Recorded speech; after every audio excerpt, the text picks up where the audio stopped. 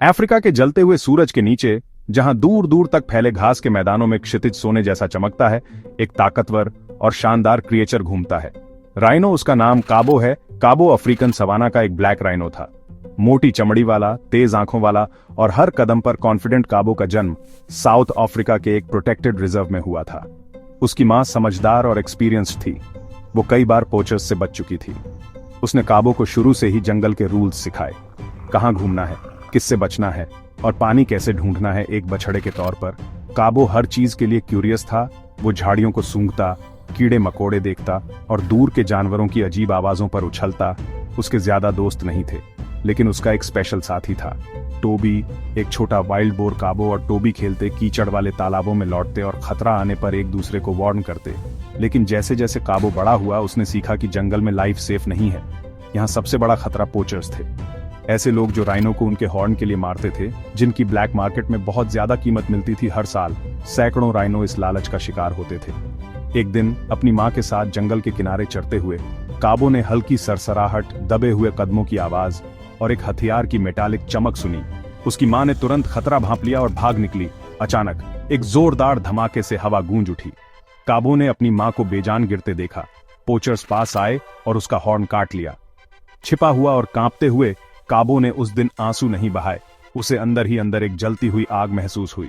उसी पल उसने एक प्रॉमिस किया, सिर्फ सरवाइव करने का नहीं, बल्कि अपने जैसे दूसरों को प्रोटेक्ट करने का। अब काबो अकेला था, लेकिन उसने हार नहीं मानी।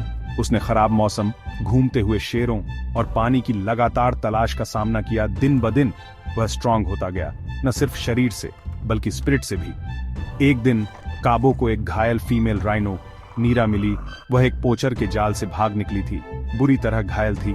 काबो उसके पास रहा, उसे पानी लाया और उसे प्रोटेक्ट किया। धीरे धीरे नीरा ठीक हो गई और साथ में वे सर्वाइवल में पार्टनर्स बन गए। नीरा और टोबी के साथ काबो ने एक प्लान बनाया। उन्होंने पोचर्स के रास्तों पर नजर रखना शुरू किया। काबो रात में गश्त लगाता, उनके पैटर्न्स सीखता और रेंजर्स को अलर्ट करने के लिए खुशबू के निशान छोड़ता। जल्द ही दूसरे जानवर भी शामिल हो गए। बंदर पेड़ की चोटियों से देखते, पक्षी सीटी बजाकर वार्निंग देते। काबो अब सिर्फ एक राइनो नहीं था, वह सवाना का डिफेंडर था। एक दिन लिंडा नाम की एक रेंजर ने काबो को पास से देखा। उसकी इंटेलिजेंस और करेज से इंप्रेस होकर उसने उसे एक जीपीएस टैग लगाया, ताकि रेंजर्स उसके मूवमेंट्स को ट्रैक कर सकें और पोचर्स के हमला करने से पहले उन्हें रोक सकें। लिंडा ने काबो की स्टोरी सोशल मीडिया पर शेयर की। अचानक काबो की बहादुरी ने दुनिया भर के लोगों को इंस्पायर किया।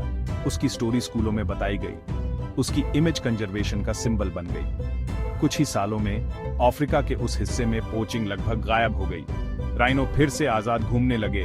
काबो और नीरा ने एक बछड़े, आशा, उम्मीद का स्वागत किया।